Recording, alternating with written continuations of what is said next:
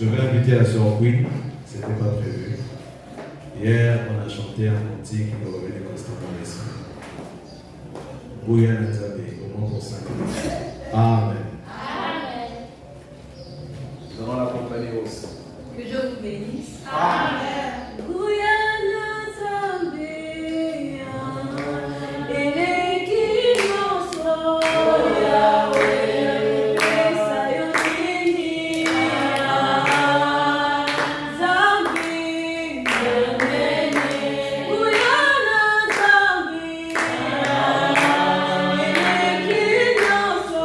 Oh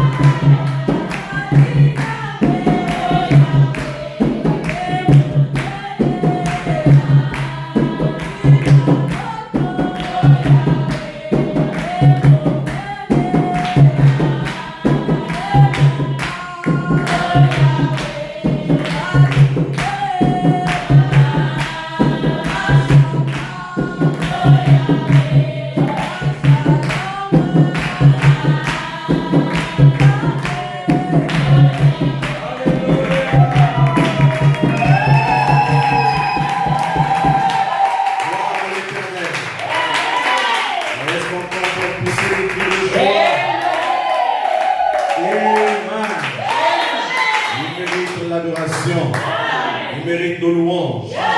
Alléluia. Avant nous allons passer à la parole. Je vais inviter chacun à se lever très respectueusement. Nous allons prendre nos Bibles dans le livre de Luc au chapitre 2, au verset 52. Nous allons lire dans 3 endroits. Luc 2, verset 52. Ensuite, nous prendrons Jean 4, versets 23 et 24. 1 Thessaloniciens 5, verset 23. Nous lisons au nom du Seigneur et Sauveur Jésus. Luc 2, 52. Et Jésus croissait en sagesse, en stature et en grâce, devant Dieu et devant les hommes. Jean 4, verset 23 à 24. Mais l'heure vient, et elle est déjà venue, où les vrais adorateurs adoreront le Père en esprit et en vérité. Car ce sont là les adorateurs que le Père demande. Dieu est esprit, et il faut que ceux qui l'adorent, l'adorent en esprit et en vérité. Et le dernier passage, 1 Thessaloniciens 5, verset 23. Que le Dieu de paix vous sanctifie lui-même tout entier, et que tout votre être, l'esprit, l'âme et le corps soient conservés irrépréhensibles lors de l'avènement de notre Seigneur Jésus-Christ. Amen. Amen. On va dire en notre prière. Seigneur Dieu Tout-Puissant, nous bénissons ton Saint-Nom pour cette matinée et pour ta parole qui a été lue ce matin. Nous prions que tu nous en donnes le contexte, Seigneur, afin de bénir nos âmes. Au nom puissant du Seigneur et Sauveur Jésus-Christ. Amen. Amen. Vous pouvez vous asseoir. Que Dieu soit béni. Amen. Aujourd'hui, nous allons aborder un sujet que nous avons intitulé l'homme spirituel. Amen. Amen. L'homme spirituel. Et le sous-thème, c'est créateur d'atmosphère. Donc l'homme spirituel, créateur d'atmosphère. C'est ça le thème de ce matin. Et nous avions lu dans 3 endroits, dans Luc au chapitre 2 au verset 52, dans Jean chapitre 4 au verset 23 et 24, et dans 1 Thessaloniciens 5 verset 23. Amen. Amen. Et pour la compréhension de ce sujet, pour permettre à tout le monde de saisir ma pensée, le dictionnaire nous donne la définition de ce qu'on entend par l'homme. L'homme est un être humain.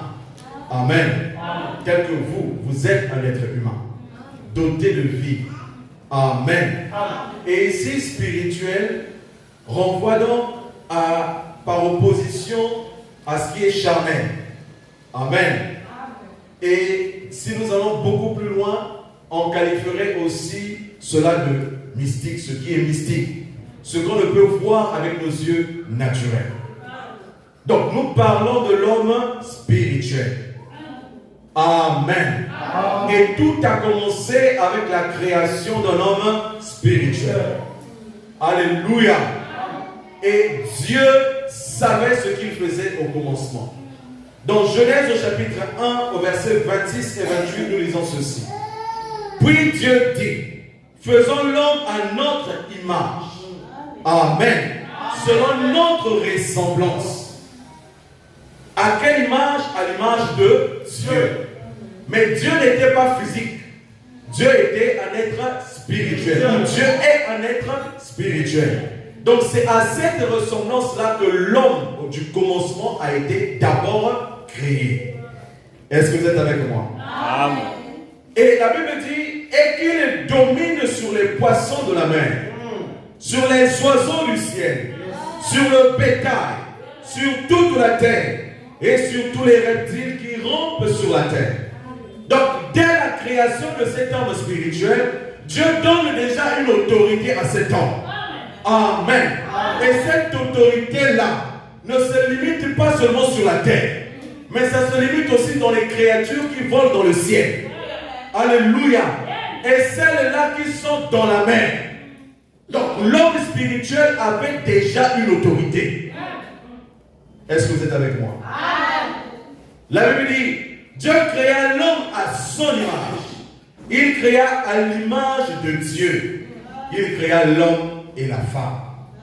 Et ce n'est qu'au chapitre 2 de la Genèse, à partir du verset 5, que nous voyons Dieu former l'homme de la poussière de la terre. Parce qu'il n'y avait personne pour cultiver le jardin.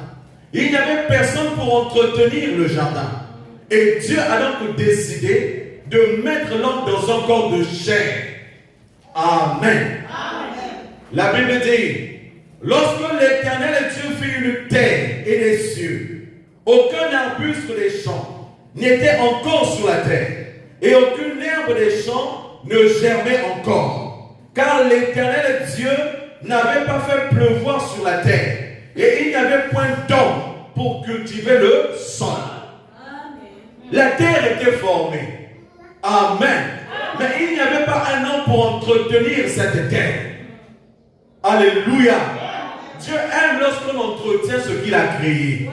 Dieu aime lorsqu'on entretient ce qu'il nous a donné. Toi, chrétien, tu dois apprendre à entretenir tout ce que le Seigneur met entre tes mains. Amen. N'est pas un esprit de gaspillage, mais tu dois entretenir ce qu'on te donne.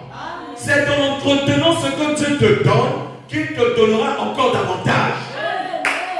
Est-ce que vous êtes là? Gloire à Jésus. La Bible dit, l'Éternel Dieu forma l'homme de la poussière de la terre.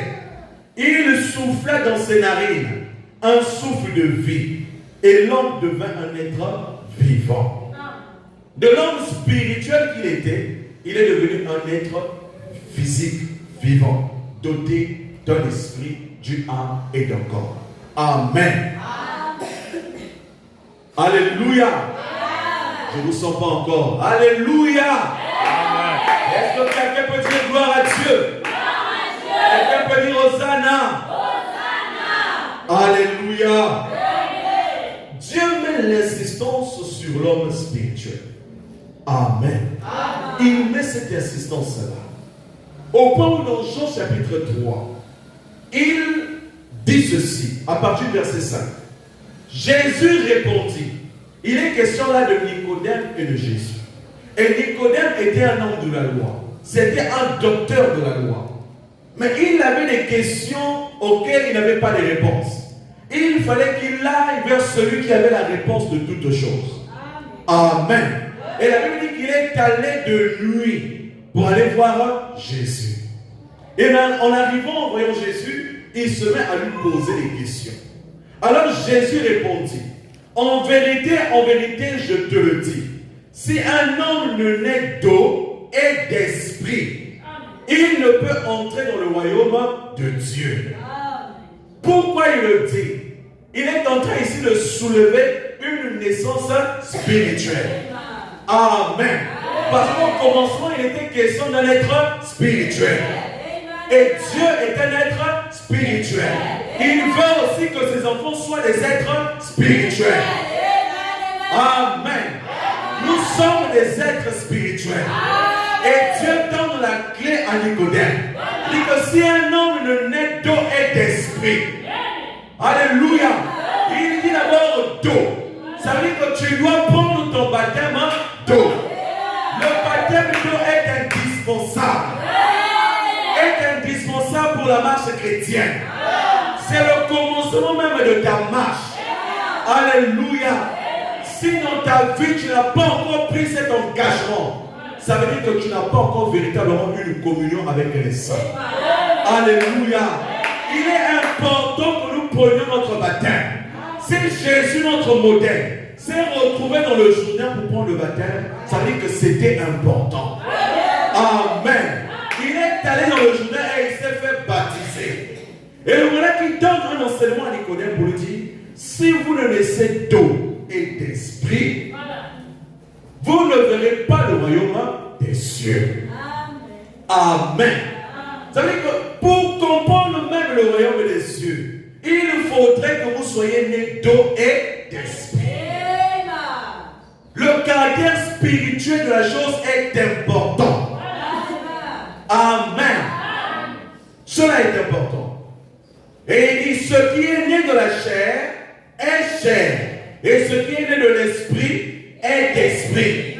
Il n'y a pas de confusion entre la chair et l'esprit. Car la chair a ses besoins. Et l'esprit aussi a ses besoins. Et le chrétien ne marche pas selon la chair. Mais il marche selon les recommandations de l'esprit. Alléluia. C'est pourquoi nous disons que le chrétien ne doit pas être charnel. Le chrétien doit être un homme spirituel. Le chrétien doit être différent du monde. Parce que le monde nous met la pression sur la chair. Mais Dieu il met la pression sur l'esprit. Parce que c'est là où tout a commencé. Gloire à Jésus. Et c'est donc cet être spirituel qui avait reçu premièrement l'autorité sur toutes choses. Et si vous voulez aussi recevoir l'autorité, vous devez être un être spirituel. La raison pour laquelle vous n'avez pas d'autorité, c'est parce que cet être spirituel ne s'est pas encore construit en vous. Alléluia. Et Satan peut se jouer de vous parce que cet être n'est pas encore né en vous. Gloire à Jésus. C'était écrit que cet être spirituel avait reçu autorité. Amen. Le frère Madame dit dans la brochure les 5 identifications précises de la véritable Église du Dieu vivant. Prêché le 11 septembre 60, au paragraphe 66. Il dit ce qui suit. Si vous êtes chrétien, vous êtes une créature née de nouveau. Amen. Si vous êtes chrétien, vous êtes une créature née de nouveau. Vous êtes dans le royaume mystique de Dieu. Alléluia. Le royaume mystique de Dieu est encore appelé le corps mystique de Christ. Alléluia. C'est l'ensemble des croyants nés de nouveau. Amen. Et on ne peut pas entrer dans ce corps sans le baptême du Saint-Esprit. Vous devez recevoir cela. Et la condition, c'est que vous devez naître de nouveau. C'est une obligation. Ce n'est pas une négociation. Alléluia. Donnez-moi un bon amen. Ce n'est pas une négociation. C'est une obligation de la part de Dieu. Si vous voulez voir la gloire de Dieu dans votre vie, vous devez naître de nouveau. Je ne cesserai de le dire. Si vous voulez voir les merveilles du christianisme, vous devez naître de nouveau. Ceux qui se plaignent tout le temps, c'est parce qu'ils ne sont pas encore nés de nouveau. Amen. Mais celui qui est né de l'Esprit de Dieu fera constamment des expériences avec Dieu. Et comprendra que c'est un être différent. Il n'est pas comme le monde, mais il est changé. Amen. Vous êtes dans le royaume mystique de Dieu. Et vous êtes des mystiques. Si vous savez que vous êtes né de l'Esprit de Dieu, vous êtes un homme mystique. Amen. Vous êtes un homme mystique. Le monde doit vous craindre. Les sorciers doivent vous craindre. Parce que vous avez une nature mystique. La même nature qu'à Dieu, c'est cette même nature que vous avez. Alléluia. Gloire à Jésus. Vous êtes un être mystique. Ne vous minimisez pas. Si vous savez que vous êtes en Christ, alléluia, rien ne peut vous détruire. Si Si l'Éternel ne donne l'accord, rien ne peut vous atteindre. Si l'Éternel ne le décide. Nous avons une histoire dans la Bible qui nous parle. L'histoire de Job. Nous voyons comment Satan se présente au milieu des fils de Dieu.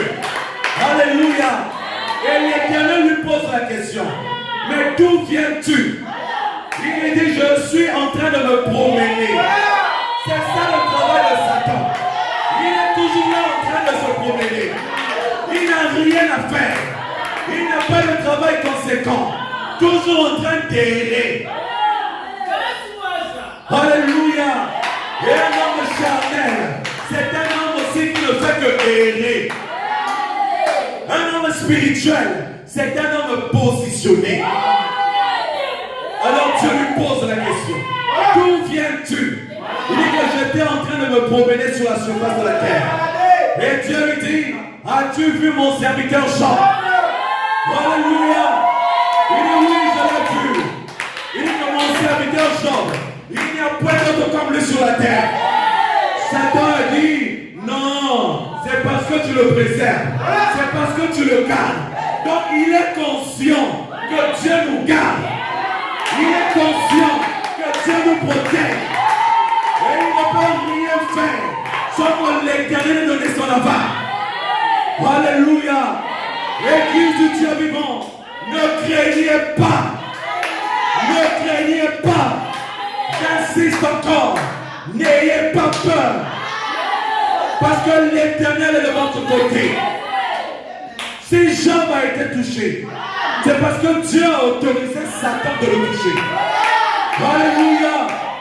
Et la chose la plus glorieuse, c'est que l'Éternel dit à Satan, fais tout ce que tu veux de lui. Mais, ne touche pas à sa vie. Gloire à Jésus. Dieu a le dernier mot sur notre vie. Dieu a le dernier mot sur notre existence. Ce n'est pas ton nom qui a le dernier mot sur toi. Ce n'est pas ta famille qui a le dernier mot sur toi. C'est Dieu qui a le dernier mot sur toi. Alléluia. L'homme spirituel. Oui, Job était un être spirituel. La preuve, c'est qu'avant même que ses enfants n'aient péché, il offrait constamment un sacrifice à Dieu pour préserver sa maison de toute forme de jugement. C'était un homme averti. C'était un homme sage. Parents, préservez vos maisons. Alléluia. Offrez à l'Éternel des sacrifices d'action de grâce. Et il gardera votre maison en sécurité. Gloire à Jésus. Amen. Il ne pouvait rien faire. Il ne pouvait rien faire contre Job. Le prophète dit, vos yeux ne sont pas fixés sur les choses de ce monde. Non, non, non, non. Le chrétien n'a pas ses yeux fixés sur les choses de ce monde, mais plutôt sur les choses d'en haut. Donc quand vous naissez de l'Esprit de Dieu, les choses d'en bas ne vous intéressent plus. Alléluia.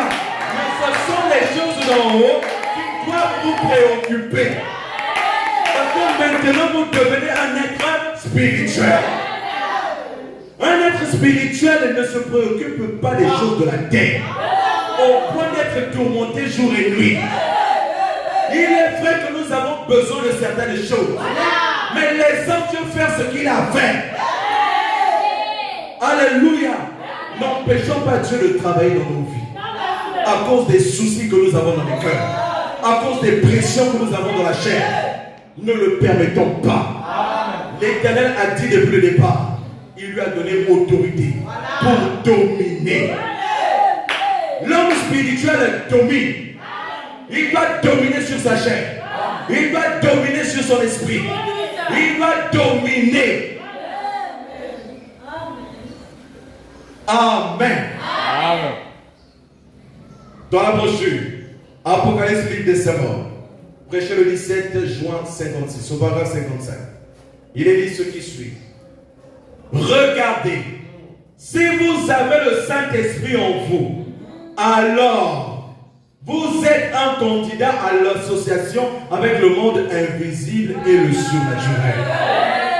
Amen. Amen. Donne-moi le meilleur de ton amen. Alléluia. Quand vous êtes né de l'Esprit de Dieu, vous devenez candidat au monde invisible. Vous devenez un être surnaturel. Il n'est pas étonnant que les gens ne puissent pas croire en ces choses. Ils ne sont jamais entrés en contact avec le monde surnaturel. Ils ne comprennent pas comment ça fonctionne. Amen. Il n'y a rien ici à l'intérieur pour croire. Mais lorsque le Saint-Esprit vient dans le cœur, aussitôt, il devient un être double.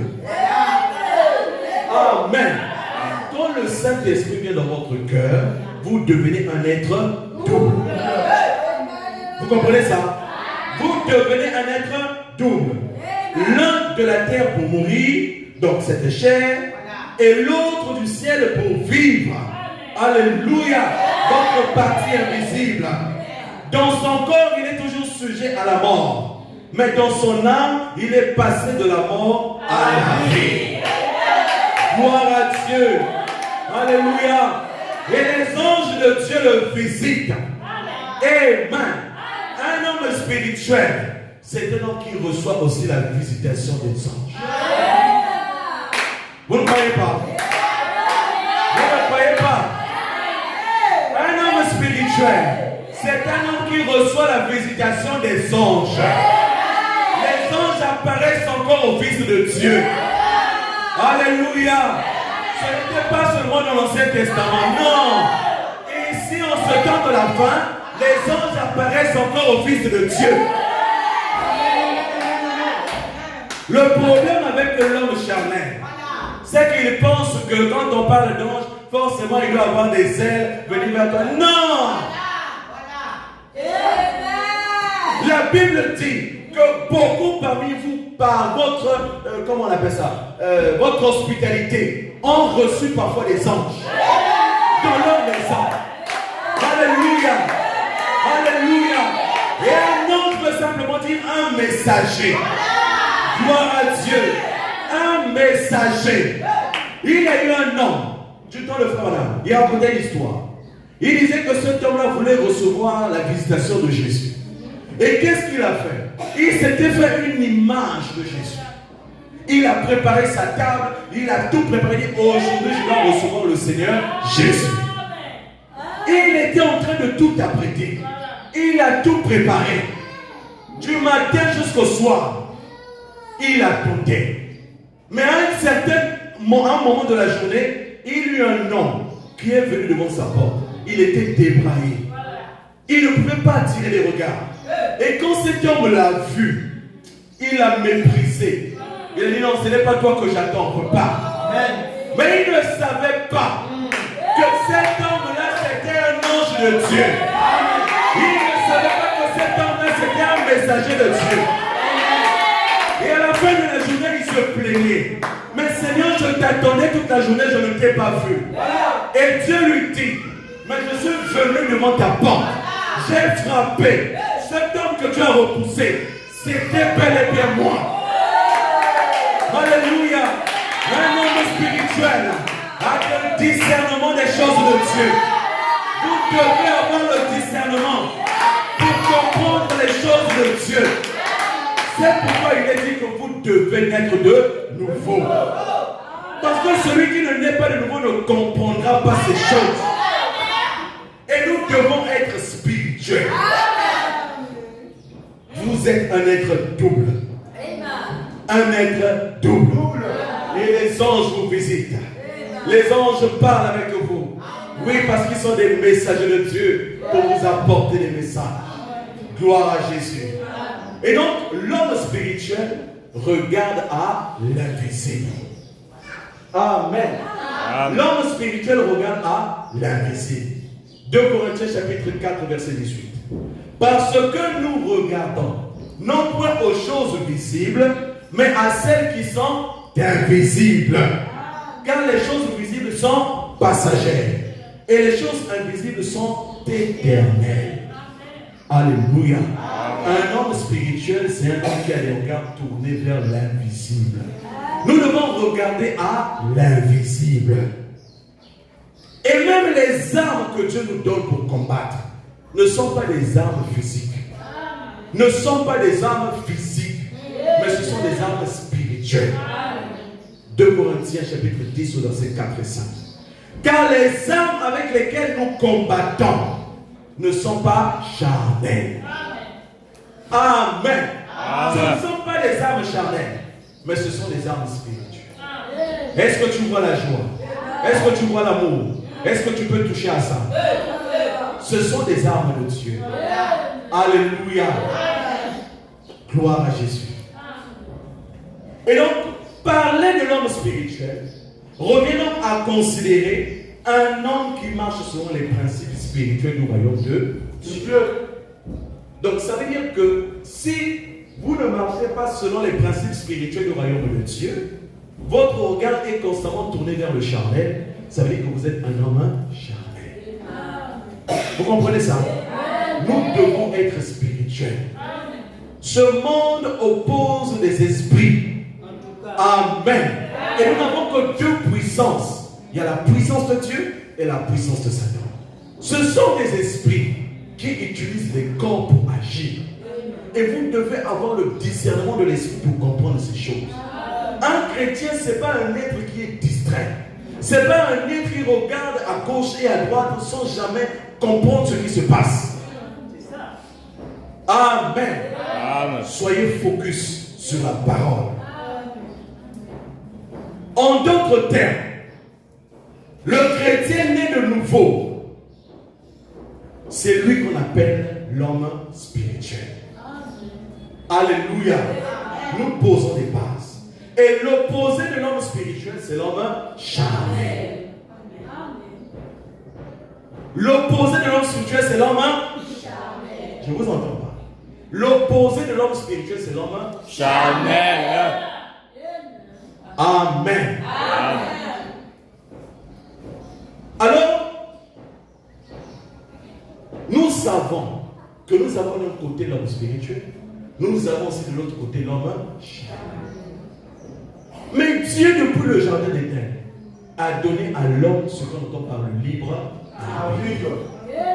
Et par ce libre arbitre, l'homme a le choix de décider du cours de sa vie. Amen. L'homme a le choix de décider de son avenir. Parce que c'est une possibilité que Dieu te donne. Tu peux décider aujourd'hui d'être un homme charnel.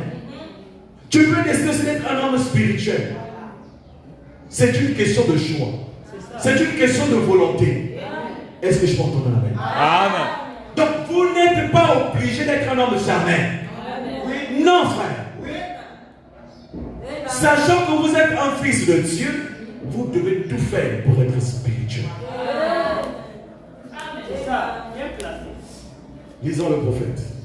Dans la brochure Le choix d'une épouse, prêché le 29 avril 65, paragraphe 31 et suivant. Là, nous commençons maintenant. Et j'ai besoin que tu réagisses à ça. Amen. Amen.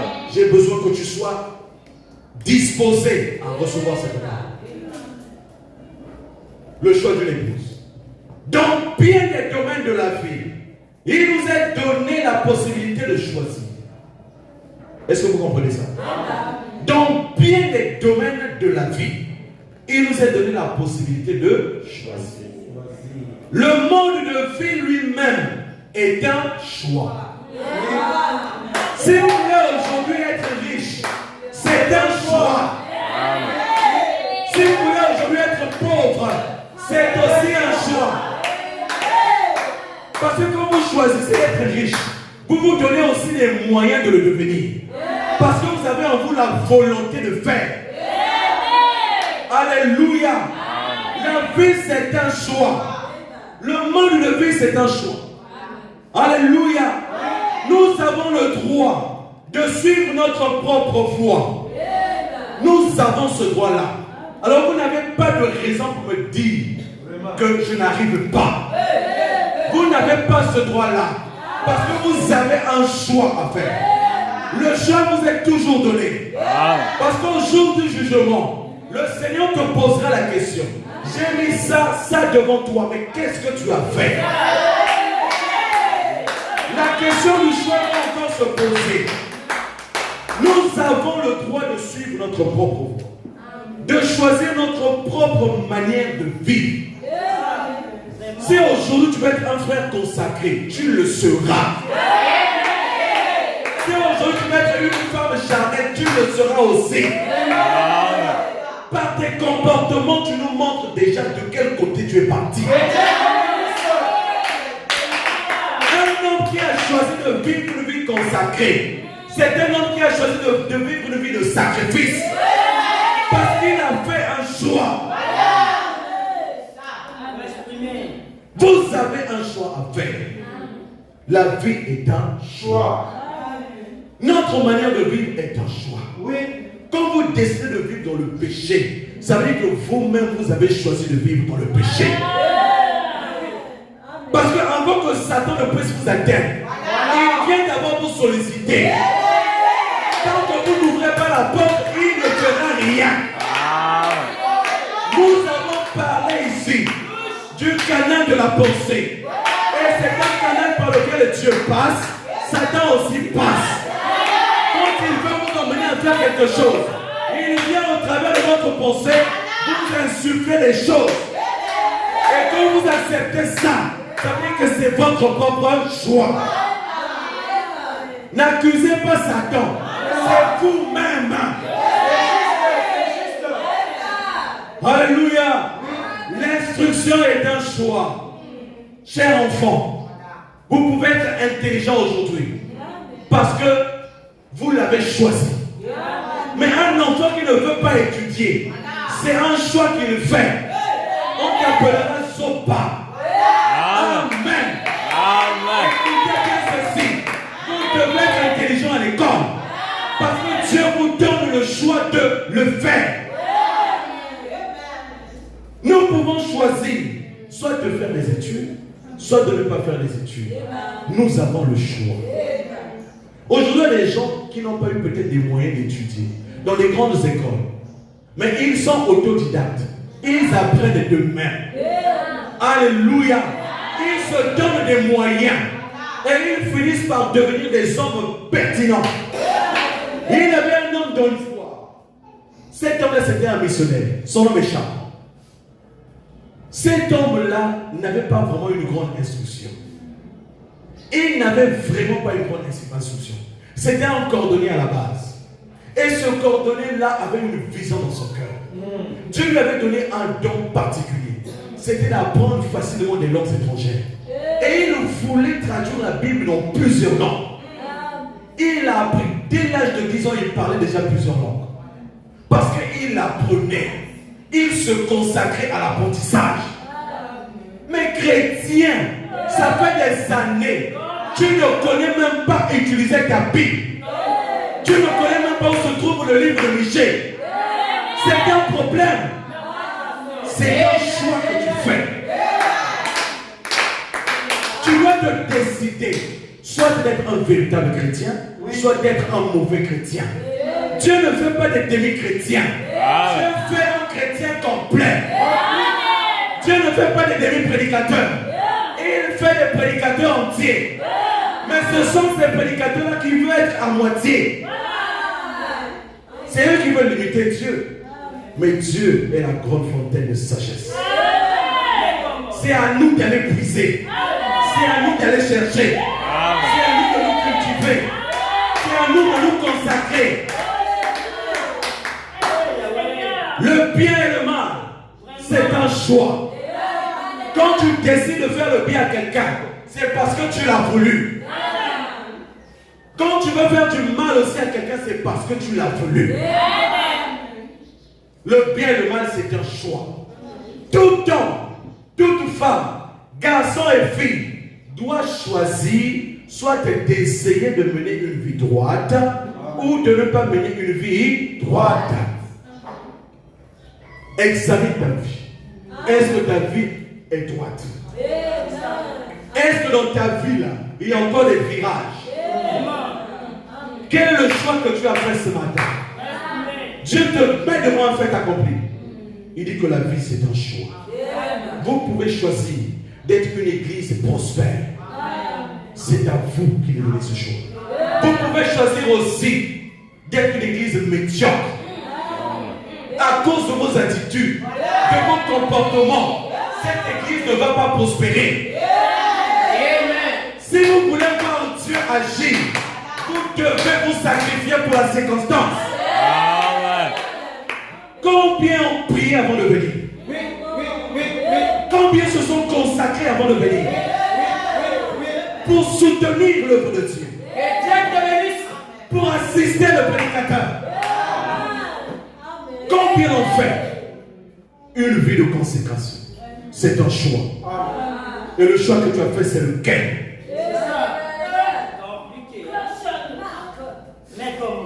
Alléluia. C'est un choix. Le choix est quelque chose d'important. Amen. Donc l'homme spirituel, selon la Bible, n'est pas simplement quelqu'un de religieux ou qui a des pratiques extérieures, mais une personne dont la vie est conduite, éclairée et transformée par l'Esprit de Dieu. Donc quand vous déclarez par votre bouche que vous êtes un être spirituel, on doit le voir par vos actes. Amen. Les actes ne trompent pas. Cachez-vous comme vous voulez. Mais quand on voit vos actes, on sait de quel côté vous vous trouvez. Gloire à Dieu. Dieu est mon point. Amen. Alors nous allons essayer de prendre quelques aspects d'un homme spirituel dans la Bible. Un homme spirituel, il est conduit par l'Esprit de Dieu. Un homme spirituel n'est pas conduit par les hommes. Il est conduit par l'Esprit de Dieu. Amen. Je suis dans un contexte. Amen. Romains 8, verset 14. Car tous ceux qui sont conduits par l'Esprit de Dieu sont fils de Dieu. Donc si tu es fils de Dieu, ça veut dire que tu dois être conduit par l'Esprit de Dieu. Par quel esprit es-tu conduit? Amen. Quand tu vas faire ce que tu sais faire, par quel esprit es-tu conduit? Est-ce l'esprit de Dieu ou l'esprit du monde? L'homme spirituel ne vit pas selon ses propres désirs charnels. Amen. Mais il se laisse guider par le Saint-Esprit dans ses choix et dans sa conduite. Dieu est conscient qu'il nous a mis dans un corps de chair. Il est conscient aussi que ce monde est plein d'esprit. Mais il sait aussi pourquoi il le fait. Il vous a aussi doté d'une capacité de choisir. Amen. L'homme spirituel, il a l'esprit de Christ en lui. Un homme spirituel a l'esprit de Dieu en lui. Il n'a pas l'esprit du monde en lui. Celui qui a l'esprit de Michael Jackson fera des choses comme Michael Jackson. Quand on le voit danser, on saura que ça c'est l'esprit de Michael Jackson. Mais celui qui a aussi l'esprit de Christ, il vivra comme un Christ. Il marchera comme un Christ. Il priera comme un Christ. Amen. Et un être spirituel, c'est celui qui discerne les choses de Dieu. Amen. Quand vous voyez que pendant le culte, les gens sont là, les gens ne disent pas Amen, comprenez simplement que là, si vous ne saisissez pas que là il y a un problème, ça veut dire que vous n'êtes pas encore spirituel. Amen. Nous devons être des êtres spirituels. Nous devons discerner l'atmosphère, discerner les choses au moyen de sa parole. Amen. L'homme spirituel, c'est ça. Et l'homme spirituel aussi manifeste les fruits de l'Esprit de Dieu. Selon Galates 5, verset 22. Et ces fruits de l'Esprit ne sont autres que l'amour. Un homme spirituel, ce n'est pas un homme haineux. Un homme spirituel, ce n'est pas un être jaloux. Un homme spirituel, ce n'est pas un homme meurtrier. Non. Un homme spirituel, c'est quelqu'un qui a l'amour dans son cœur. Un homme spirituel, c'est quelqu'un qui a la joie dans son cœur, qui a la paix dans son cœur, la patience dans son cœur, la bonté, la fidélité, la douceur, la maîtrise de soi. Un homme spirituel, c'est celui qui a la stature parfaite de Christ. Alléluia. Sa vie reflète le caractère de Dieu. Quand vous voyez, vous savez que ça, c'est un chrétien. Vous voyez, vous savez que ça, c'est une fille de Dieu. Sans même qu'il ne dise quelque chose, vous savez que c'est un fils de Dieu. Parce que c'est ça que le prouve. C'est ça qui le démontre. Amen. Un homme spirituel, c'est aussi quelqu'un qui crucifie les passions de la chair. Alléluia. Un homme spirituel, c'est celui qui crucifie les passions de la chair. Amen. Donc Galates 5, verset 24 à 25. Il dit que ceux qui sont à Jésus-Christ ont crucifié la chair avec ses passions et ses désirs. La chair a des passions compliquées. La chair a des désirs compliqués. Mais quand on devient spirituel, on crucifie toutes ces choses. Et on doit veiller sur ça. Ce n'est pas une affaire d'un jour, mais c'est une affaire de toute une vie. Alléluia.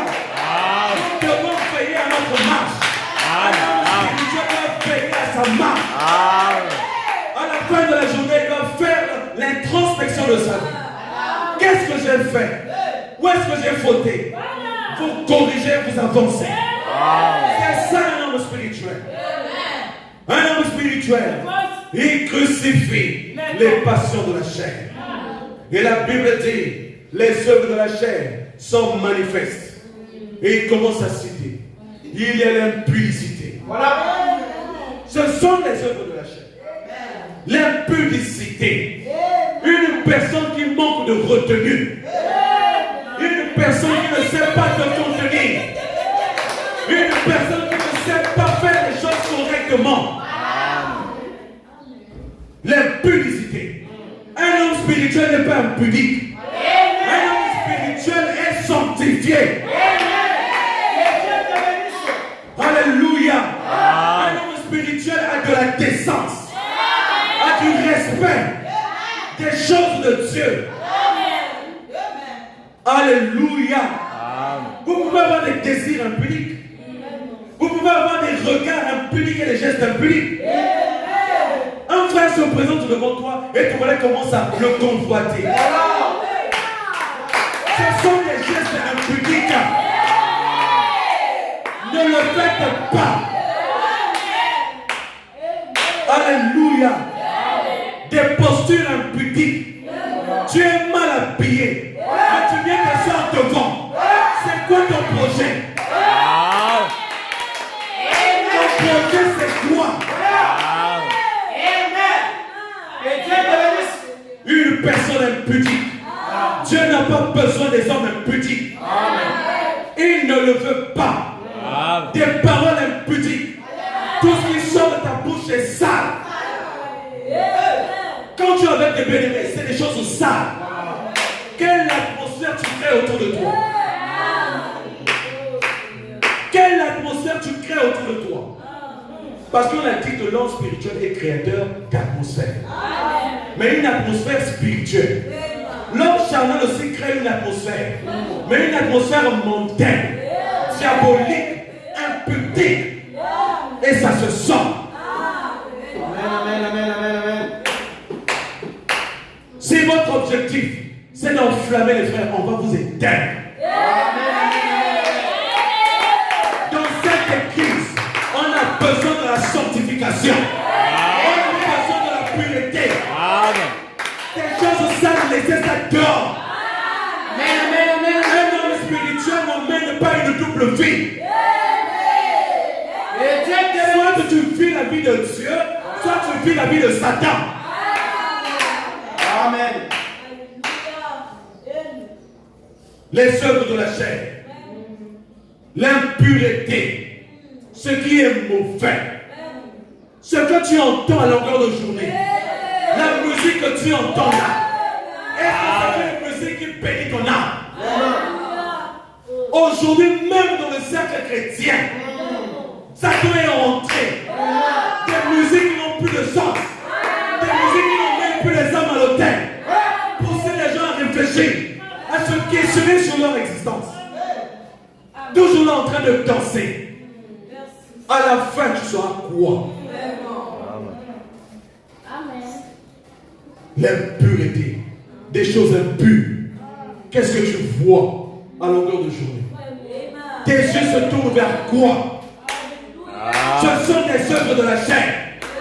Et un homme spirituel n'est pas tourné vers ces choses-là. Il doit crucifier. Ce n'est pas Dieu qui viendra le faire pour toi, mais tu dois le faire personnellement. Amen. C'est juste. La dissolution, œuvre de la chair. C'est un dérèglement des mœurs. Alléluia. Un dérèglement des mœurs. L'idolâtrie est entrée dans ce message. Ce sont des œuvres de la chair. Nous devons être des êtres spirituels. Amen, amen, amen, amen. Alléluia. L'idolâtrie. Les gens se disent aujourd'hui, ah, l'idolâtrie, c'est juste aller s'agenouiller devant une statuette. Non. Aujourd'hui, l'idolâtrie a changé de forme. Quand tu considères une personne plus que Dieu, tu es un idolâtre. Tu considères ton frère ou ta soeur plus que Dieu. Tu le crois plus que Dieu. Tu es un idolâtre. Tout ce que tu mets avant Dieu, c'est de l'idolâtrie.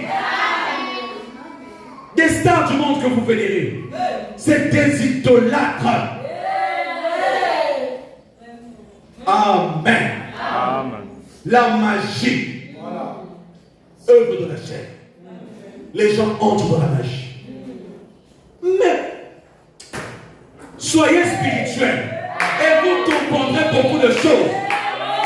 Ne pensez pas que tous ceux qui viennent à l'église sont des chrétiens. Enlevez-vous ça de la tête. Il y a parfois des infiltrés au milieu de vous. Des sorciers au milieu de vous. Mais un homme spirituel comprendra que ça, c'est un sorcier. C'est juste. Les inimitiés. Les inimitiés. C'est quoi une inimitié? Un sentiment de haine envers quelqu'un. Il t'a fait quoi? Pourquoi tu as de la haine dans ton cœur pour ton frère? Il t'a fait quoi? Il est tranquille dans son coin et toi tu commences à développer une haine contre lui. Vraiment, vraiment, vraiment. Vérifiez vos cœurs. Est-ce que vous avez encore de la haine dans vos cœurs? Peut-être que vous n'avez pas la haine envers les frères de cette église, mais dans votre famille là, un chrétien n'est pas haineux. Un chrétien a de l'amour dans son cœur. Amen. Amen. La haine. Ça, ce sont les œuvres de Satan. Et nous devons chasser ça au milieu de nous. Nous voulons lutter. Nous voulons l'amour au milieu de nous. Les querelles. Un homme de la chair n'est pas querelleux. Une chrétienne n'est pas querelleuse. Une chrétienne, c'est une personne compréhensive. Amen, amen, amen. Oui. Alléluia. Les querelles. Vraiment. Il ne t'a rien fait, mais tu prépares un coup. Juste pour le quereller. Juste pour chercher une occasion de chute. Voilà. Que Dieu te bénisse. Parfois tu as un problème. Voilà. Tu n'arrives pas à l'exprimer, tu crées une dispute. Voilà. C'est un mauvais esprit. Arrêtez ça. Les querelles. Oui, ce sont des échanges violents. Un homme spirituel n'est pas comme ça. Un homme spirituel, c'est un homme paisible. Un homme calme. Les jalousies, ce sont des œuvres de l'esprit. Qu'est-ce que les œuvres de la chair? La jalousie. Un mauvais sentiment qu'on éprouve quand on n'obtient pas ce que, quand on n'obtient pas ou ne possède pas les avantages obtenus ou possédés par un autre. Dieu a donné à ton frère quelque chose de bien. Voilà. Mais bénis le Seigneur. Cette chose peut aussi t'aider. Mais quand tu commences à développer une jalousie, pourquoi? Voilà. Prie Dieu qui t'accorde aussi la même grâce. Voilà, c'est ça. Dieu a donné des grâces à une personne. Dieu utilise cette personne puissamment. Mais pourquoi tu es jalouse? Tu connais les sacrifices que cette personne a fait. Amen. Soyons spirituels. Amen. On n'a pas besoin de jalousie au milieu de nous. Ce sentiment de haine. Amen. Quand tu vois une œuvre avancer, une œuvre évoluer, toi tu es haineux dans ton cœur. Tu es jaloux. Tu ne veux pas que les choses avancent. Mais tu es un sorcier. Mais oui, Tu es un sorcier. un sorcier. Oui, bien appliqué. Amen. Et les sorciers, nous on les maudit. Voilà. Nous le maudissons.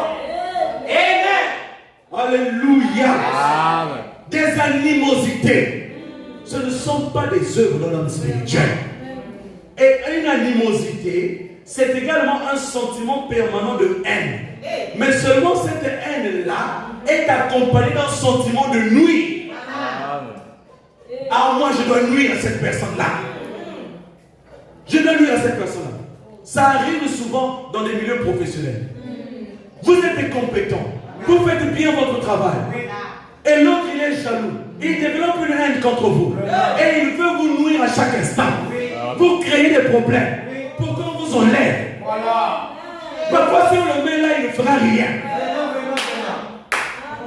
Ça, c'est juste. Les disputes, on n'en a pas besoin. Et la Bible dit que ceux qui commettent de telles choses n'hériteront point le royaume de Dieu. Si vous êtes sur cette liste-là, répondez-vous. Ne le faites pas. Soyez spirituels. Il y avait une femme du temps de Frère Branham. Cette femme-là, ce jour-là, à l'église, Frère Branham a cogné contre le péché. Il a cogné fort. Et ce jour-là, elle n'avait pas touché son péché. À la fin du culte, elle est venue voir le Frère Branham.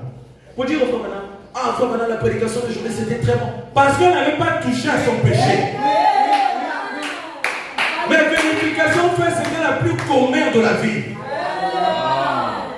Alléluia. Même si tu n'avais pas touché à ton péché ce matin, mais ta conscience déjà te condamne. Ta conscience te dit ce que tu as fait.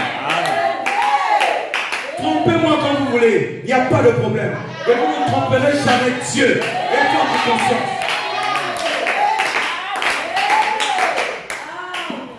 Des envies, tout le temps des envies.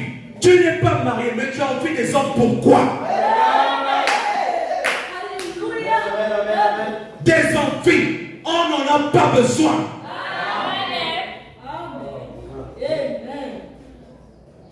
Un sentiment de convoitise à la vue du bonheur, des avantages d'autrui. Toujours en train d'envier. Parfois, tu n'as même pas l'argent. Dieu lui a donné les moyens de s'acheter des choses selon son budget. Mais toi, tu vas même t'endetter. Parce que tu envies ce qu'elle a. Mais tu ne rends pas service à ta vie. J'ai toujours dit, Satan, il est vraiment idiot. Excusez-moi de le dire ainsi. Mais quand vous regardez ces œuvres, il y a vraiment de l'idiotie à l'intérieur. Et ces personnes qui suivent Satan là, vous ne voyez pas que vos vies sont en train d'être liées.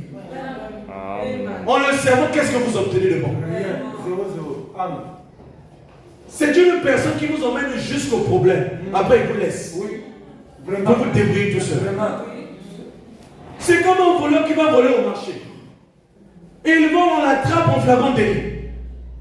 On lui dit, mais c'est toi qui as volé. Il dit, non, c'est pas moi qui ai volé. Mais il est attrapé. Voilà.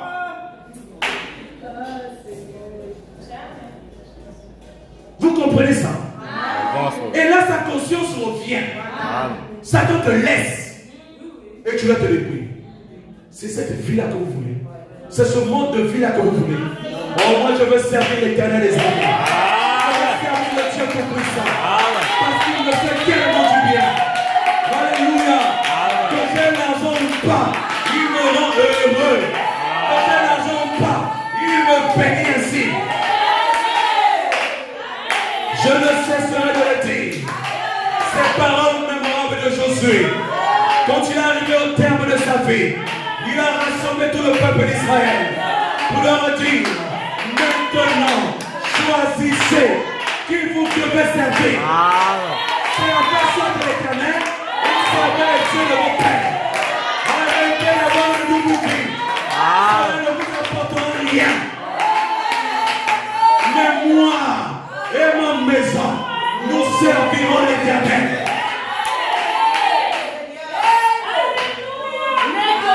Gloire à Jésus. Nous servirons l'Éternel. Un homme spirituel n'est pas un ivrogne. Un homme spirituel ne boit pas. Oh non, je bois juste un verre. Ok, il n'y a pas de problème, va boire. Tu connais l'histoire du fou de Gadara? Il a commencé par en faire. Un faire emmener un démon. Un faire emmener deux démons. Jusqu'à devenir une légion en lui. Il n'arrivait plus à se contrôler. Sa vie ne l'appartenait plus. C'est ça les œuvres de Satan. Il vous dépouille. Il prend votre jeunesse. Il prend votre vie. Mais Dieu vous donne la liberté.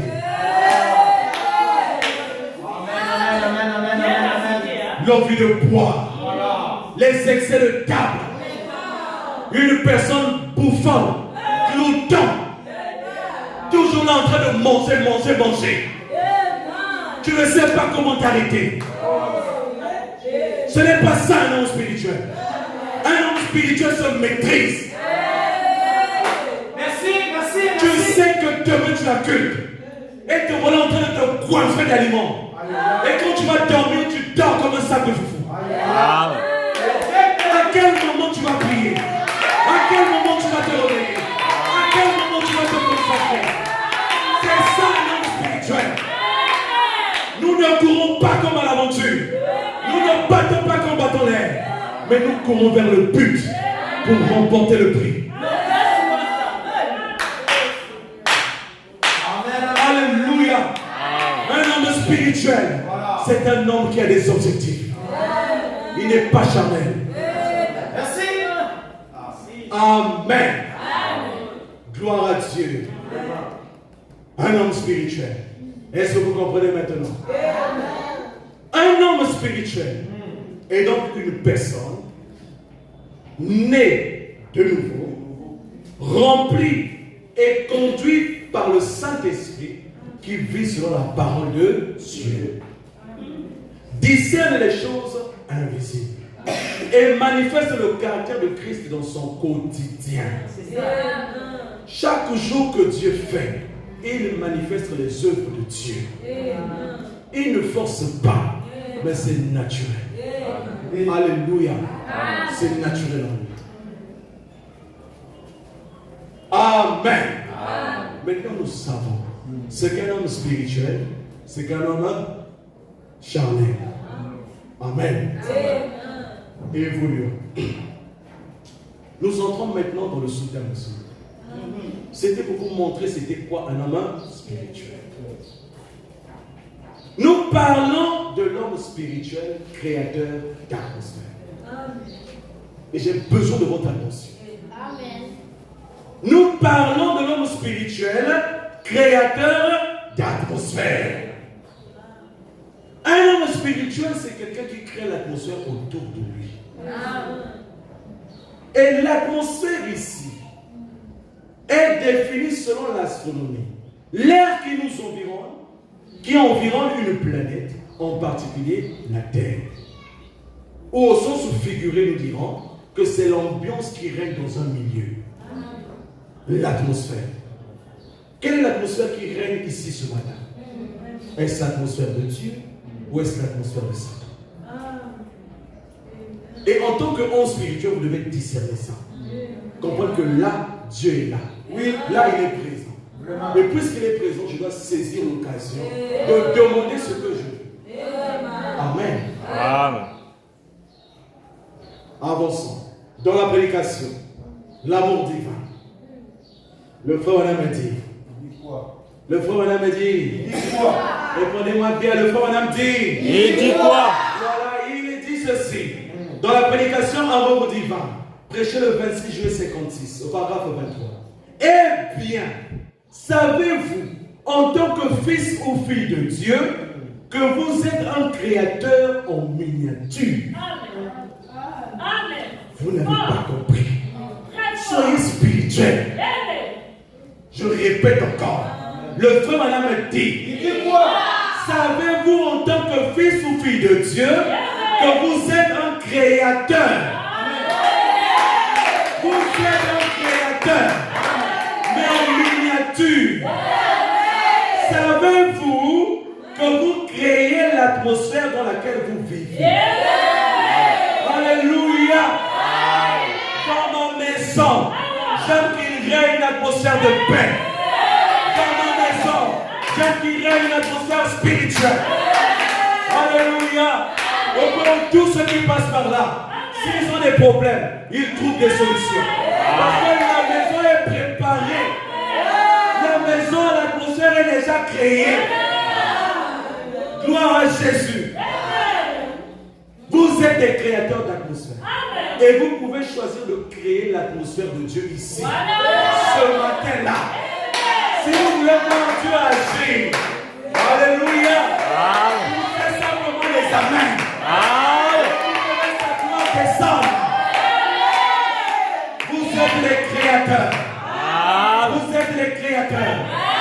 Savez-vous par l'atmosphère dans laquelle vous demeurez, vous influencez quelqu'un d'autre. Est-ce que vous le savez?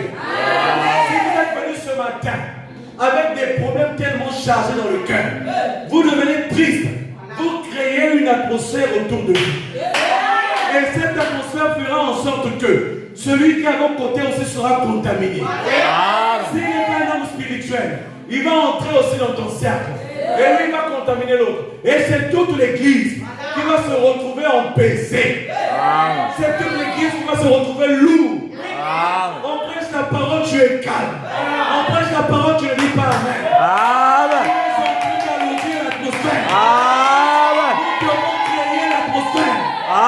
Créons une atmosphère de joie. Créons une atmosphère de paix. Invitons le Saint-Esprit au milieu de nous. Car il aime la parole. Il aime quand on dit amen. Quand on dit amen, il était ça pour confirmer. Gloire à Jésus. Vous devez influencer votre frère. Et dire, dis amen à la parole. Quand tu dis amen, tu es en train d'influencer ta propre vie. Parce que la parole est une sémence. Et quand tu reçois cette sémence en toi, elle doit produire quelque chose de glorieux. Amen. Qu'est-ce qui fait agir des gens tels qu'ils agissent?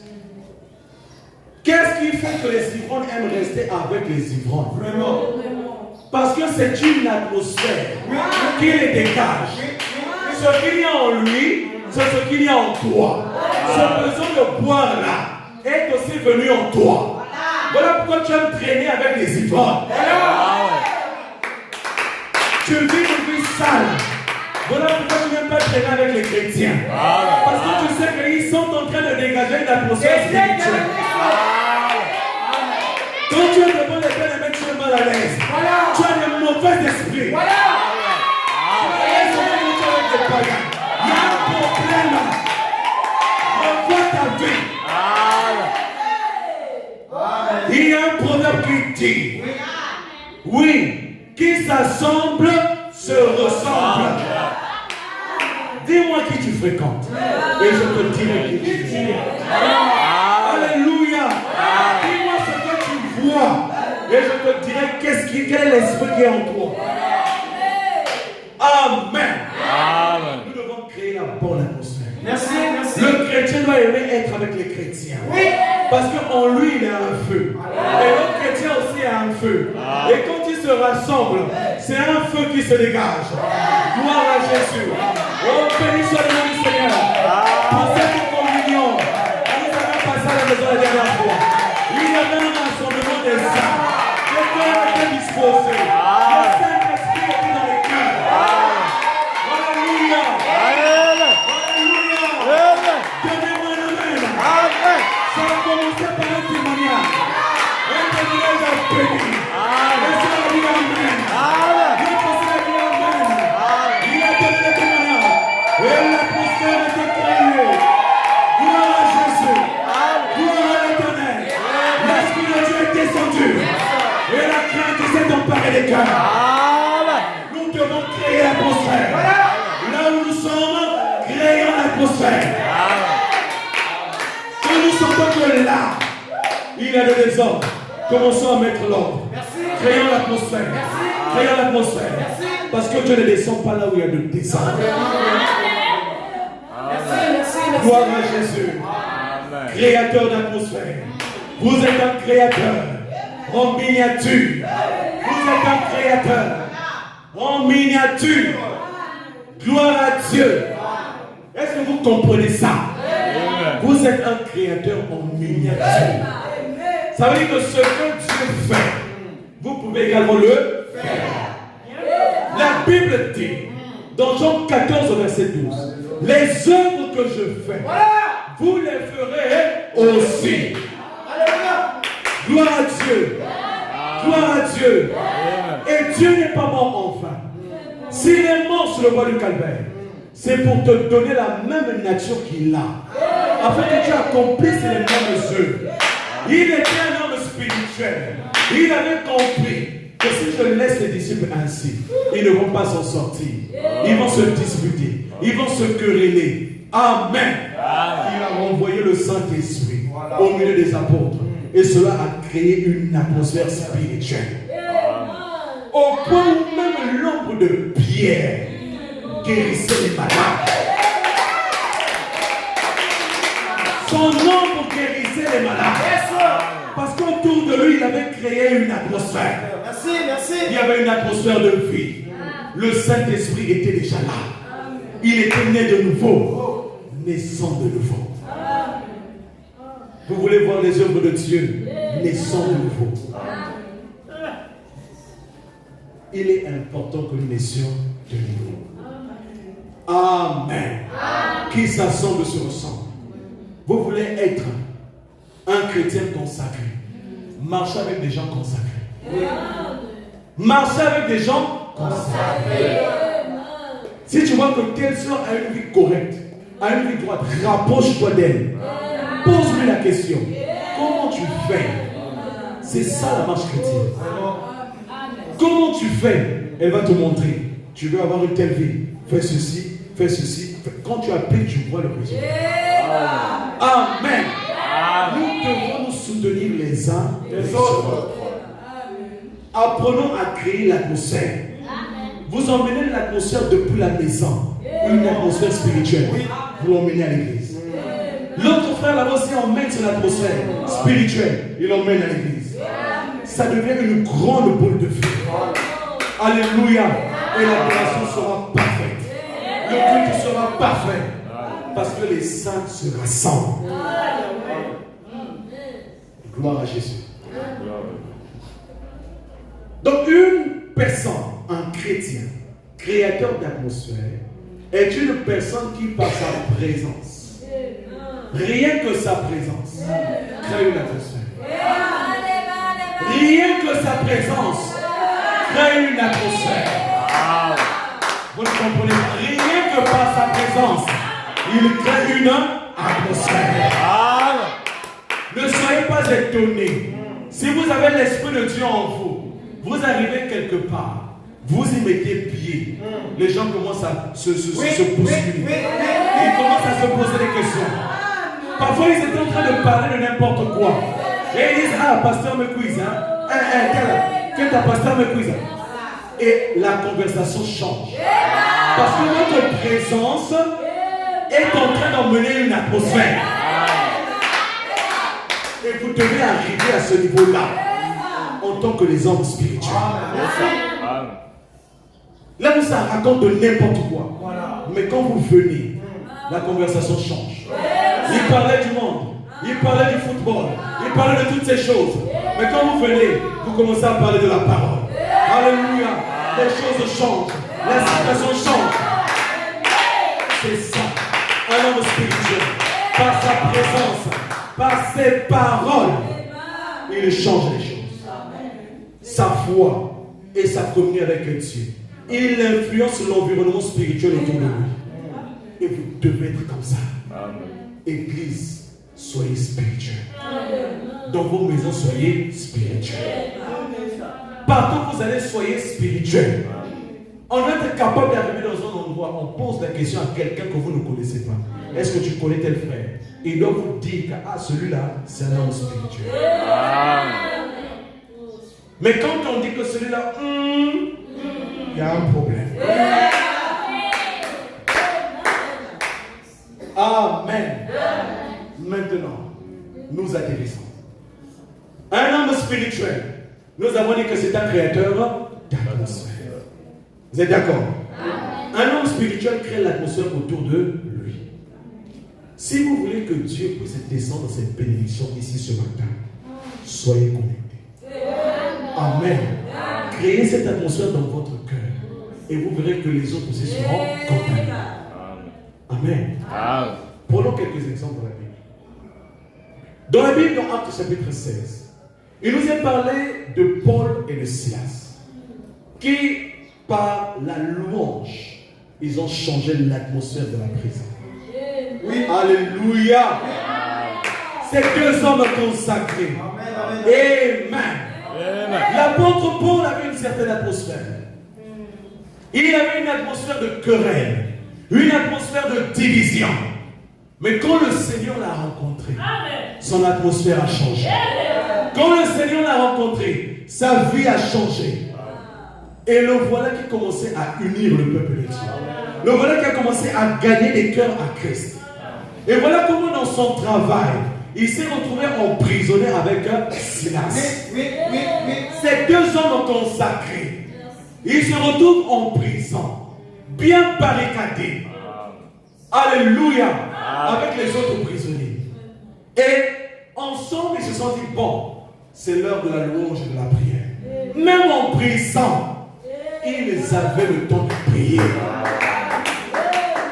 Ils ont commencé à chanter les cantiques. Ils ont commencé à chanter les cantiques. Ils ont commencé à louer le Seigneur. Ils ont commencé à bénir le Seigneur.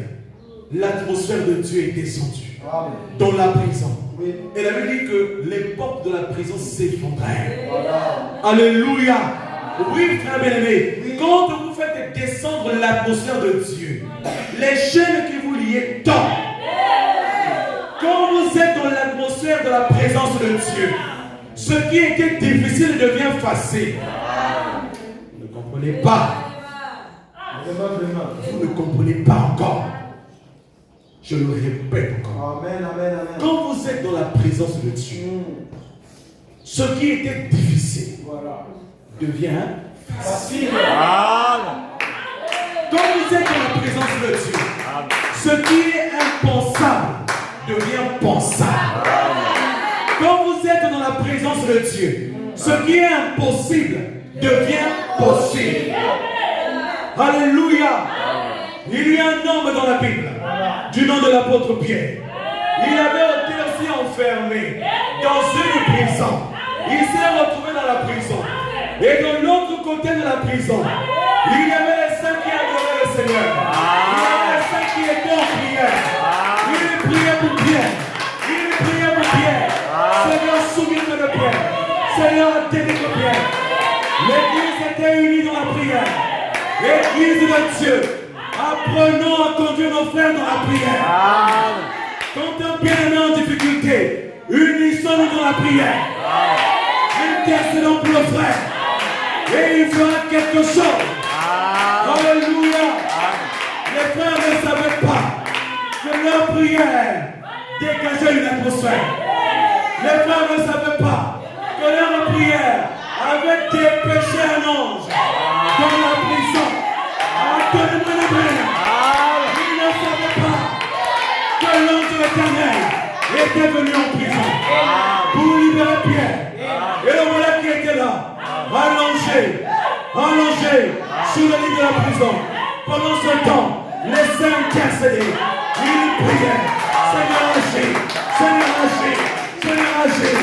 Oh bien-aimé, même si tu ne vois pas les résultats de ta prière, et la foi que quelque part, cette prière a de l'efficacité.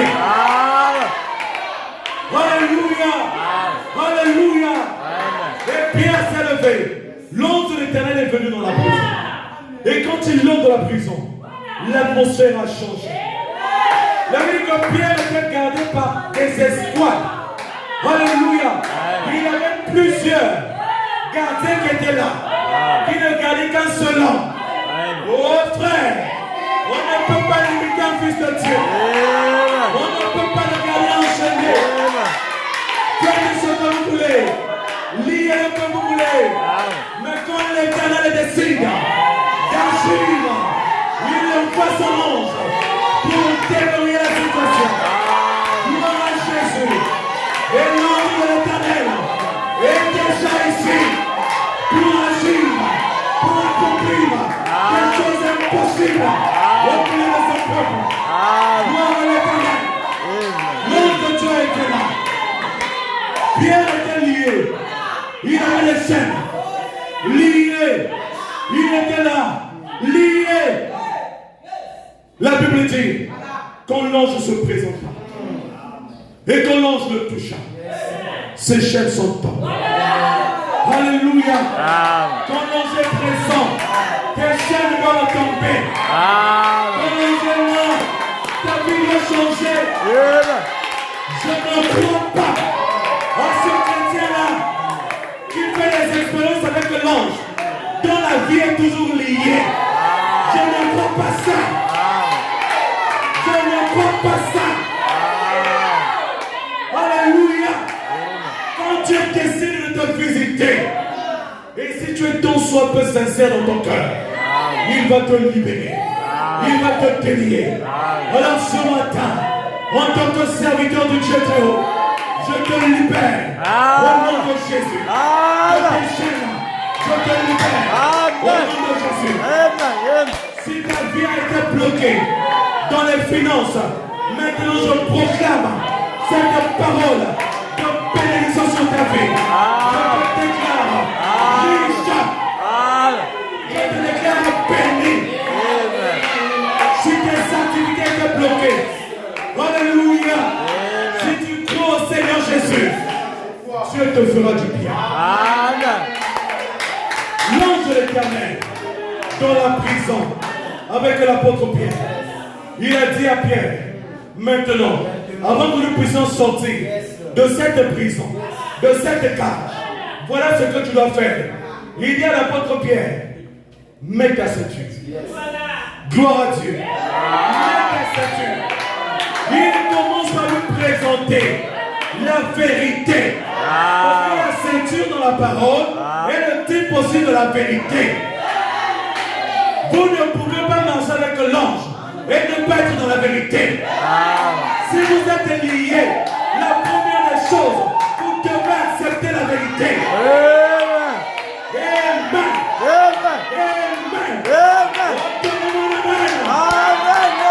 Alléluia. L'apôtre Pierre a accepté. Il a pris sa ceinture. Il a mis la ceinture de vérité. Le voilà. L'ange nous dit encore. Ce n'est pas fini. Avant que nous nous sortions, je vais encore faire deux choses. La deuxième chose, revêt ton manteau. Gloire à Dieu. Revêt ton manteau. Et le manteau, c'est l'onction.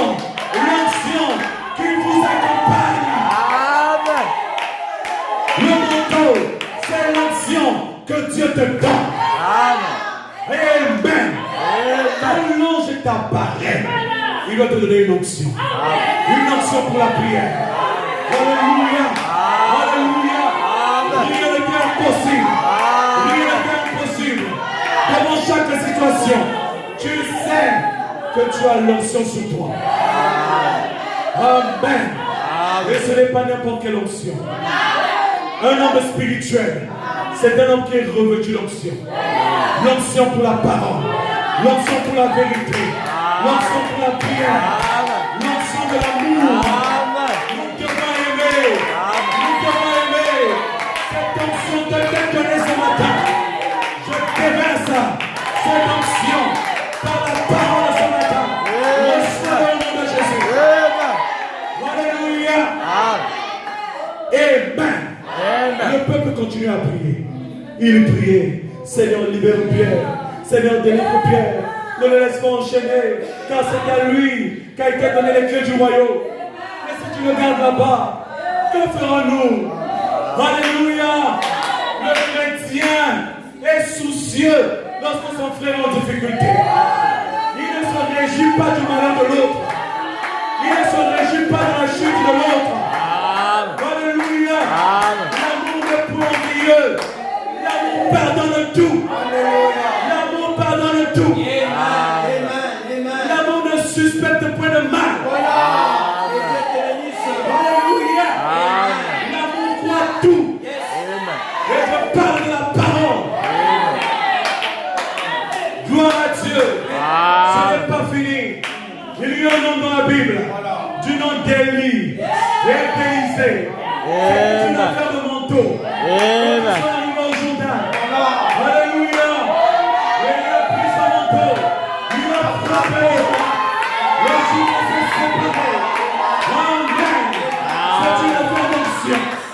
C'est une affaire d'onction. Amen. Et il a dit à Élisée, demande ce que tu veux. Demande ce que tu veux. Amen. Et il a dit, je veux la double portion de ton esprit. Amen. Oh, gloire à Dieu. Gloire à Dieu. La double portion de ton esprit. Et Élisée, c'est le type de l'épouse. Et l'épouse va demander la double portion de Jésus-Christ. La Bible dit, les œuvres que je fais, vous en ferez davantage. Si tu as ressuscité à mort, tu peux aussi ressusciter à mort.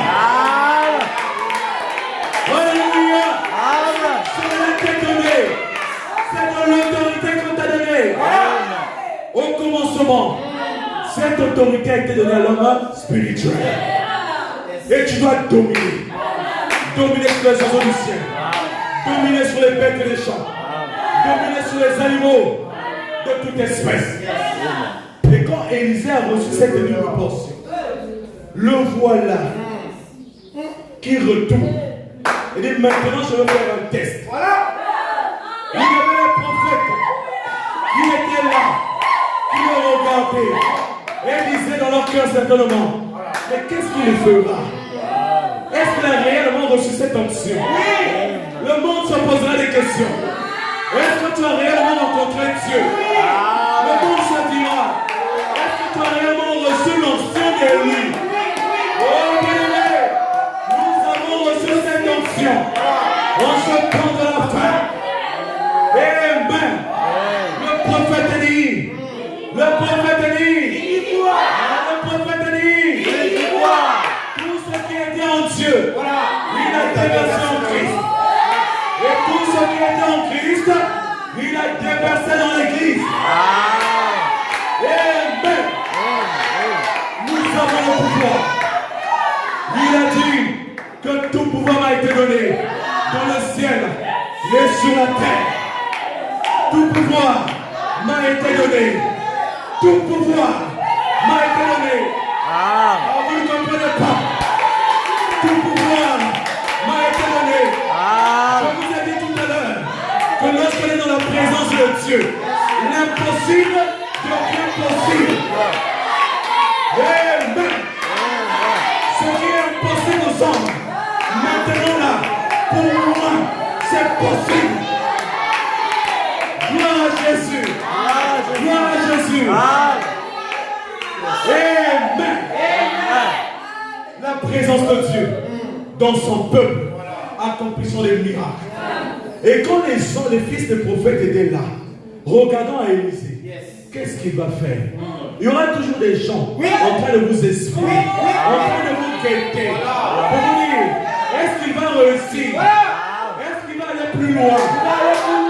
Mais je t'informe ce matin que tu vas traverser le Jourdain. Je t'informe ce matin que le Jourdain t'est donné. Alléluia. Le manteau d'Élie est descendu. Nous avons saisi son manteau. Amen. Quand Élisée s'est planté devant le Jourdain, gloire à Jésus. Il n'a pas dit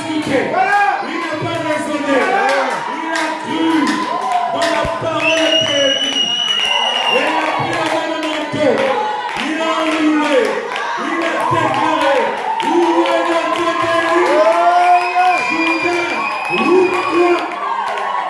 Alléluia. Alléluia. Alléluia. Le manteau d'Élie est encore disponible. Le manteau d'Élie est encore disponible. Saisissez-le, car il est au milieu de vous. Ce n'est pas fini. Il a dit à Pierre, maintenant, tu dois faire la troisième chose. Prends tes sandales, prends tes souliers. Maintenant, nous devons avancer. Gloire à Jésus. Et le soulier dans la parole, c'est le zèle que donne l'évangile. Gloire à Jésus. Vous ne pouvez pas être dans le spirituel si vous n'êtes pas zélé pour Dieu. Vous ne pouvez pas être dans le spirituel si vous n'êtes pas paresseux. Vous ne pouvez pas être dans le spirituel si vous ne travaillez pas. L'ange a dit à Pierre, maintenant que tu as mis le zèle que dans l'évangile, maintenant nous allons traverser. Mais ce que nous allons faire, c'est que nous avons, moi je vais d'abord passer. Je passe en premier et toi tu me suis. Amen. La prison était fermée. Les prisonniers étaient là. Ils ne voyaient rien. Ils étaient en aveugle. Le diable ne voit rien. Le diable ne voit rien. C'est un aveugle. Alléluia. Alléluia. Ils pensent que vous enfermés. Ils pensent que vous retenir. Mais vous allez sortir de cette prison. Ils ne verront pas. Amen. L'ange est passé. Il a traversé les barreaux. Et l'apôtre Pierre s'est dit, moi aussi je le suis. Il était spirituel. Il dit, ça c'est l'ange de Dieu. Je le suis. Il a suivi l'ange. L'apôtre Pierre a traversé les barreaux de la prison. Amen. Parce qu'on a dit tout à l'heure, qu'un homme vient de nouveau, c'est un homme mystique. Alléluia. Et Pierre était mystique. Un homme de chair, en train de traverser un mur. Un homme de chair, en train de traverser un mur. Alléluia. Notre Dieu est puissant. Notre Dieu est capable. Alléluia. Tu ne sais pas ce que Dieu ne peut pas faire. Et je te dirai ce qu'il est capable de faire. Amen. Ne marchons pas devant l'ange, mais marchons derrière l'ange. Les anges marchaient au devant. Amen. Il nous frayera un chemin. Et nous suivrons les chemins de l'ange. Et l'apôtre Pierre est sorti indemne. Et le lendemain, alors que les autorités sont venues voir Pierre dans la prison, ils pensaient qu'il n'était plus là. La prison était fermée. Il n'y avait personne. On demande au gars, mais l'homme qui était là est parti où? On ne sait pas. Ils n'ont rien vu. Le diable ne verra rien. Amen. Pour ton élévation, il est déjà en train de travailler. Alléluia. Pour ta construction spirituelle, il est déjà en train de travailler. Le monde ne le voit pas. Mais à l'intérieur, quelque chose est en train de se passer. Amen. À l'intérieur, il y a un travail qui se fait. À l'intérieur, il y a un travail qui s'opère. À l'intérieur, Dieu est en train d'agir. Et quand le temps va arriver, il vous manifeste. Les gens seront étonnés. Oh, c'est lui là. Oui. Quand j'étais dans le désert, il travaillait avec moi. Quand j'étais dans mes galères, il travaillait avec moi. Amen. Gloire à Dieu. Et quand Pierre a quitté la prison pour se retrouver devant la porte appelée la mer, et dans la porte de fer, alors il s'est posé la question, est-ce que c'était une vision? Est-ce que c'était réel? Réel. Il a frotté ses yeux. Il a compris que c'était réel.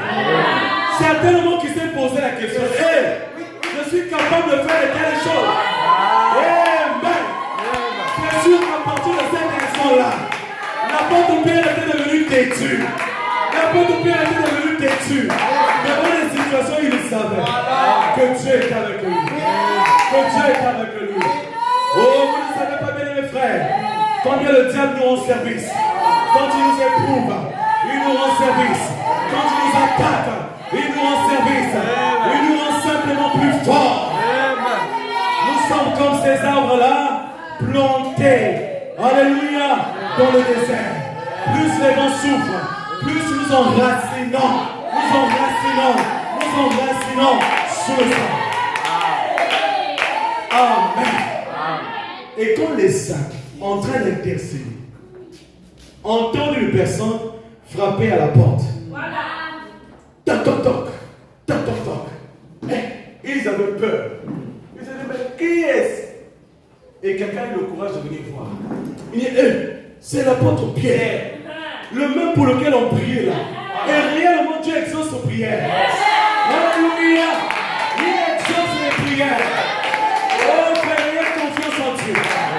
Ayez confiance en Dieu. Il exauce les prières. Gloire à Jésus. Un homme spirituel, c'est un créateur d'atmosphère. Les saints créaient l'atmosphère là où ils étaient. Mais ça, c'était Pierre. Maintenant, actualisons. Ça, c'était l'apôtre Pierre. Maintenant, actualisons. Le frère Branham, dans son ministère, c'était un créateur d'atmosphère. Voilà. Alléluia. Il y a un récit qu'il raconte. Celui de Jordi Carter. Cette femme, cette jeune soeur, qui était alitée pendant 9 ans et 8 mois. Pendant 9 ans et 8 mois. Alitée. Elle ne pouvait pas se lever. Elle faisait tout sur place. Mais le Seigneur dans son amour, le Seigneur dans sa grâce, s'est révélé au prophète. Mais il s'est révélé dans la prière. Alors il s'est retrouvé quelque part en train de prier. Il avait un poids dans son cœur. Il dit, mais Seigneur, qu'est-ce que ce poids-là? Est-ce que j'ai péché? Est-ce que j'ai fait quelque chose? Il est allé en prière. C'est pourquoi faites attention quand vous recevez une visite. Allez prier. Il est allé prier. Il a continué à prier, prier. Et le Seigneur lui montre une vision. Lui donne le nom d'une ville, Miltown. Il dit que il voit maintenant comme un agneau en train de bêler. Un agneau en train de pousser des cris. Mais ce cri était faible. Amen. Et il a tout de suite compris qu'il avait une brebis qui était en difficulté. Alors il a commencé à chercher. Il commençait à poser des questions à ses frères. Qui connaît où se trouve Miltown? Qui connaît là où se trouve Miltown? Et un bien-aimé s'est présenté. Il dit que moi je connais là où ça se trouve. Je ne vis pas loin de là. C'est un petit village de près de 1000 habitants. Il dit, il n'y a pas de problème, allons-y. Car le Seigneur me conduit. Il arrive. Il arrive sur les lieux. Alors, cette jeune fille, Jordi Carter, elle avait reçu un tract, un journal. Et dans ce journal, elle voyait comment le frère Branham était allé prier pour une jeune fille aussi qui était extropiée. Amen. Là, loin dans les montagnes, Dieu l'a guéri miraculeusement. Et un réveil s'est écrit dans cette vie. Et quand elle a vu ça, elle a dit, Seigneur, moi ça fait 9 ans que je suis habité. Ça fait 9 ans que je suis dans cette condition. Seigneur, tu ne peux pas faire quelque chose pour moi. Elle a prié pour que Dieu touche le cœur du prophète. Et voilà comment il se retrouve dans sa vie. Après, par concours de circonstances, il se retrouve chez les Jordi.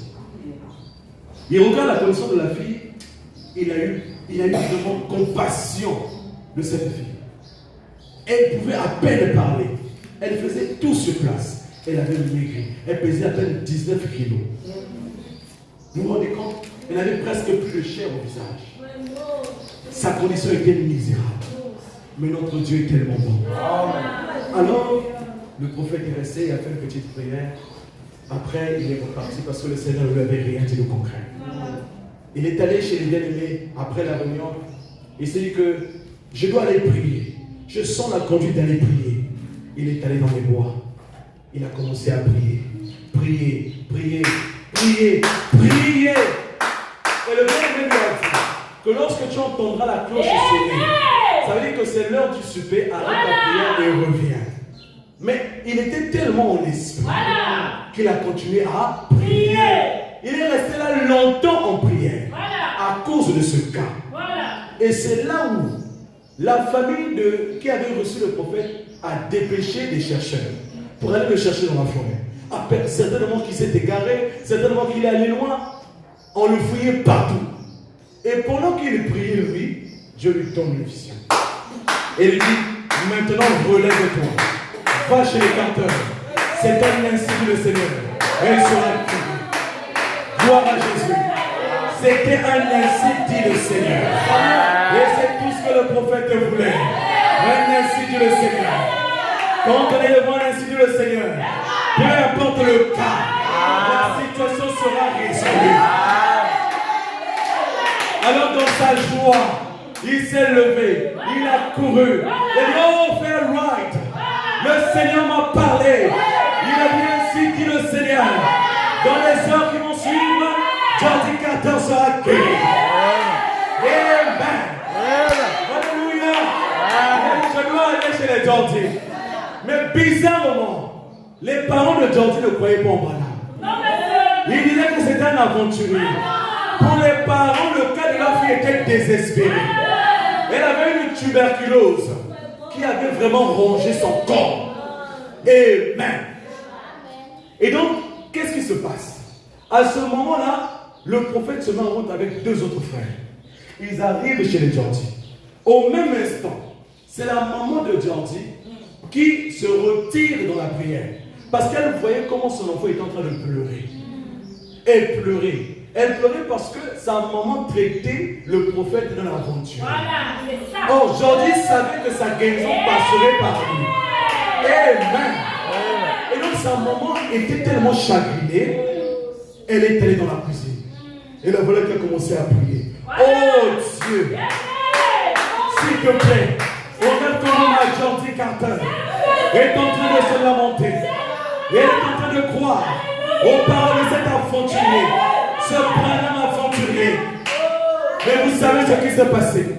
À l'instant T, le Seigneur lui ouvre les yeux. Gloire à Dieu. Elle voit une vision. Et dans cette vision, elle voit le Seigneur Jésus-Christ en train de venir vers sa maison. Elle a vu une lumière. Alléluia. Elle était saisie. Elle dit, mais qu'est-ce que c'est? C'était une vision. Dieu voulait montrer que la délivrance n'était pas loin. À ce moment-là, Jordi est en train de se lamenter. Seigneur, souviens-toi de moi. Seigneur, souviens-toi de moi.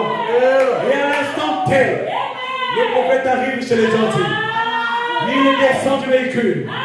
Il était habillé en costume, avec un croisé, comme il l'aimait bien. Alléluia. Et un frère a dit, prophète, laisse-moi aller devant. Il dit non, il n'y a pas de problème. Laisse-moi passer devant. Alléluia. Amen. Alors il a commencé à marcher devant. Il était proche de la porte de l'entrée. Il a pris sa Bible. Il a posé sur son cœur. Alléluia. Certainement en train de fredonner un cantique. Pour dire à Dieu, Seigneur notre Dieu, merci pour le ainsi dit le Seigneur. Merci pour cette parole de paix. Et à l'instant T, la maman de Jordi, le Seigneur Jésus qu'elle avait vu, s'est transformé en William Branham. Elle voit Branham en train de venir, avec sa Bible sur son cœur, en train d'entrer dans la maison. Saisie de frayeur, elle a couru voir sa fille pour lui raconter le témoignage. À l'instant T, quand le prophète s'avançait, le prophète dit, j'ai senti comme ma théophanie sortir de moi. Amen. C'est tout un homme spirituel. Amen. J'aime ces choses, frère. Quand il est question du surnaturel, vous me trouverez là. Quand il est question du surnaturel, je serai là. Gloire à Jésus. Un autre Branham est sorti de lui. L'a devancé. Mais ce Branham-là était sous forme spirituelle. Il avait sa Bible sur ses mains. Il est entré par la porte. Amen. Il a devancé le Branham physique. Amen. Gloire à Dieu.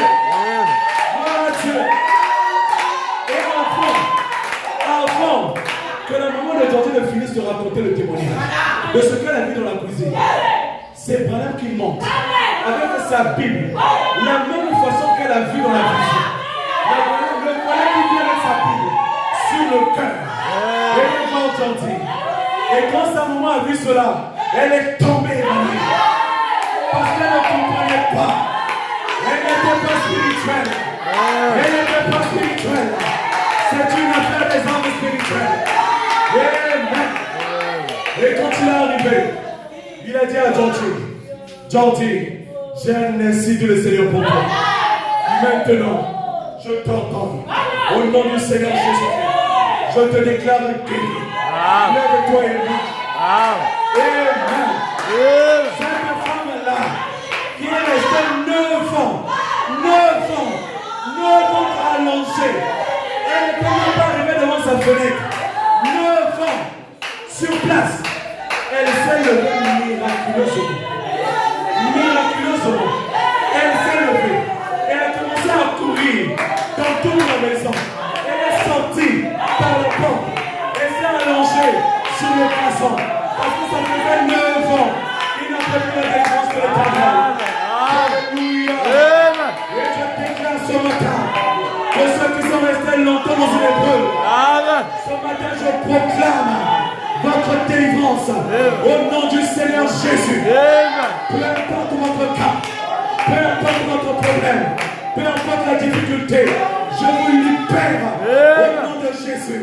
Que ce soit le travail, je vous l'accorde au nom de Jésus. Que ce soit la santé, je vous l'accorde au nom de Jésus. Peu importe, que ce soit les liens de famille, je les prie ce matin au nom de Jésus. Maintenant, nous faisons face à une armée des hommes spirituels. Nous faisons face à une armée des hommes spirituels. Et nous sommes des gens spirituels. Gloire à Jésus. Gloire à Jésus. Gloire à Jésus. Ça, c'était le prophète. J'atterris avec cette histoire. J'atterris avec ce témoignage. Un jour, j'étais au service. Et dans mon cœur, à midi, j'avais un poids dans mon cœur. Je voulais aller exhorter les gens. Et il y avait une fille juste à côté de mon service qui avait une cabine Momo. Alors je suis sorti du service, je suis allé la voir. Je n'avais qu'une heure de pause. Alors conduit par Dieu, j'arrive devant elle. Elle avait des problèmes, elle avait des soucis, je ne savais pas. Je suis arrivé, j'ai commencé à parler. Alléluia. Quelque chose s'est produit. L'atmosphère avait changé. La fille qui était triste, elle est devenue joyeuse. À un moment donné, elle est devenue calme. J'ai compris que là, la présence de Dieu a commencé à toucher son cœur. Vous savez ce qui s'est passé. À l'instant T, l'onction est descendue dans la cabine. Elle a commencé à prophétiser. Alléluia. Elle ne s'y attendait pas. Mais elle avait oublié. Elle était devant un homme spirituel. Amen. Il fallait créer l'atmosphère. Et l'atmosphère a été créée. Mais ce n'est pas tout. L'onction l'a saisi. Et quand moi j'ai senti cette présence, je l'ai dit maintenant, je ne dois plus parler. Je laisse Dieu maintenant prendre la relève. J'ai tourné le dos, je suis parti. Mais de 12 heures jusqu'à 22 heures, elle est restée sous l'onction du Saint-Esprit. Alléluia. Elle a commencé à avoir des messages pour son église, pour son pasteur, pour les ministres de son église. Amen. La présence de Dieu l'avait environnée. Elle n'était plus triste. Quelque chose s'était passé en elle. Et le soir, elle a dit, je ne peux pas garder ça pour moi. Parce qu'elle avait culte ce jour-là. Elle m'appelle. Et quand elle m'appelle, elle me dit, oh frère, grand frère, merci pour la visite. Merci pour le passage. Ça m'a tellement fait du bien. Regarde ce qui s'est passé. Regarde ce qui s'est passé. Regarde ce qui s'est passé. Mais pendant qu'elle parlait, j'avais une dure journée. J'étais fatigué. J'ai dit maintenant, on va prier pour bénir le Seigneur. Alléluia. Et quand j'ai commencé à dire Seigneur Dieu Tout-Puissant, une onction est descendue là où j'étais, au bout du fil, là où elle s'est trouvée. Elle a commencé à parler en langue. Elle a parlé en langue. L'atmosphère était changée. On pouvait sentir cette présence-là. La foi peut créer les grandes choses. La foi peut créer les grandes choses. Élève ta foi ce matin. Élève ta foi ce matin. Car tu es un créateur en miniature. Élève ta foi ce matin. Car tu es un créateur en miniature. Alors lève-toi. Ne pleure plus. Confesse-le comme ton roi. Confesse-le comme ton Seigneur. Et il prendra soin de toi. Il agira. Ce qu'il te demande, c'est avoir foi dans sa parole. Amen. Tu peux créer cette atmosphère autour de toi. Amen. Chaque jour que Dieu fait, tu peux créer cette atmosphère. Quand tu as besoin de quelque chose, ne te précipite pas à demander à Dieu, mais crée d'abord une atmosphère. Crée d'abord une atmosphère. Dans tes prières, crée d'abord une atmosphère autour de toi. Purifie l'atmosphère. Assainis l'atmosphère. Et quand tu assainiras l'atmosphère, à ce moment, tu peux demander ce que tu veux. Parce que l'atmosphère est propice pour demander à Dieu les requêtes. Il est maintenant temps que nous puissions nous abandonner à Dieu. Alors j'invite le peuple à se lever. Nous allons passer un moment dans la prière et demander à Dieu de créer cette atmosphère dans nos vies. Que nous soyons des hommes spirituels, que nous soyons des femmes spirituelles, dans nos maisons, que nous soyons spirituels. De cette spiritualité-là, que nous puissions contaminer les autres, les emmener à croire à ce glorieux message. Dieu nous a tout donné, mais la vie est un choix. Le choix que beaucoup ont fait ce matin, c'est de choisir la voie des critiques, la voie des disputes, la voie des commérages, la voie de l'impudicité, la voie des impuretés, la voie des querelles. Mais nous faisons le bon choix ce matin. Choisissons de créer l'atmosphère. Partout où nous allons, dans un lieu de service, créons l'atmosphère. À l'église, créons l'atmosphère. Partout où nous allons, créons l'atmosphère. Dans nos communions, créons l'atmosphère. Dans nos maisons, créons l'atmosphère. Nous chasserons Satan loin de nous. Nous chasserons Satan loin de nos vies. À cause de cette atmosphère-là, Dieu sera toujours présent au milieu de nous. Dieu sera toujours présent au milieu de nous. Tu me diras, frère, je ne sais pas comment créer cette atmosphère. Mais est-ce que tu es né de nouveau? Est-ce que tu as accepté le Seigneur Jésus-Christ comme ton sauveur personnel? Est-ce que tu t'es fait baptiser? Est-ce que tu as reçu le Saint-Esprit? Est-ce que ces choses sont arrivées dans ta vie? C'est en recevant cela que tu seras un créateur d'atmosphère. Tu dois créer cette atmosphère autour de toi. Tu dois créer cette atmosphère autour de toi. J'invite la sœur Queen à venir rechanter le même cantique. Nguyana Nzambe. Nous avons besoin de cette présence. Nous avons besoin de cette onction au milieu de nous.